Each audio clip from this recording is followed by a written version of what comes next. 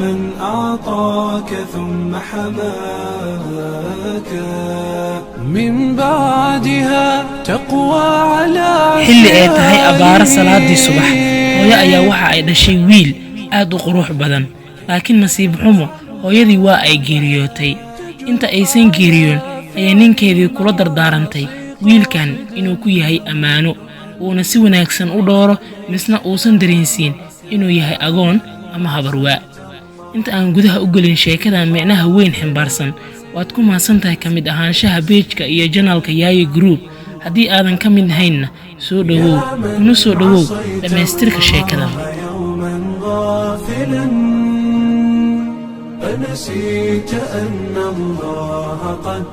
axmed waxa uu la noolaay aabbihiis sannad dhammaystiran maadaama ay hooyadii geeriyootay xilligii ay hooyadiis fuulanaysay sannad kadib axmed aabbihii waxa uu go'aansaday inuu guursado xaas kale si ay ugu caawiso xanaanaynta wiilkiisa sannadjirka ah waa axmede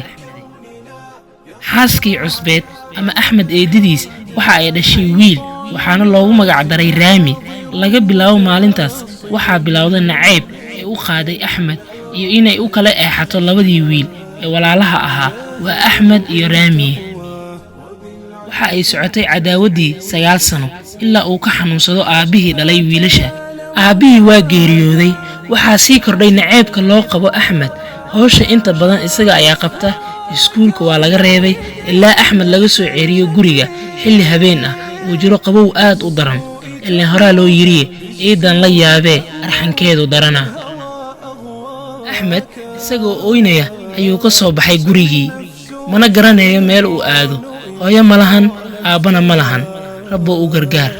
asiga oo xaaladaas ku sugan ayaa waxaa arkay oday masjidka u socda horena u sii kaxeeyey si ay u soo dugtaan salaada subax axmed xaaladiisii ayuu ugu sheekeeyey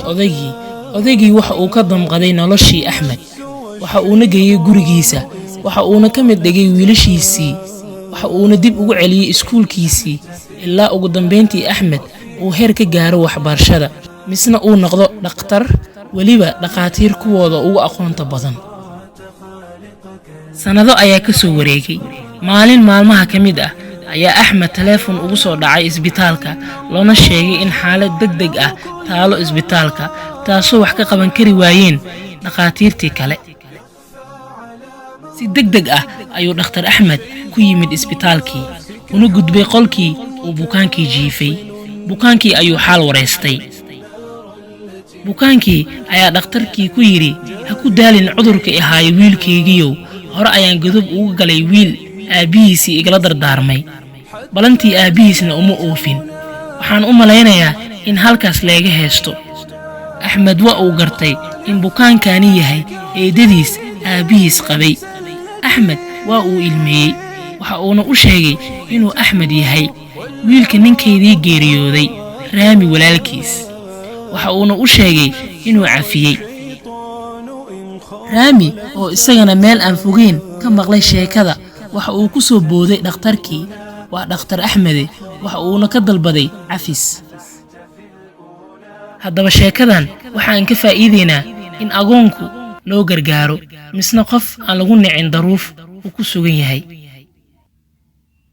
waad ku mahadsantahay daawashada ama dhegeysiga muuqaalkan inta aan ku kulmayno muuqaalo kale waxa aan kaaga tegayaa sidaas iyo nabadgelyo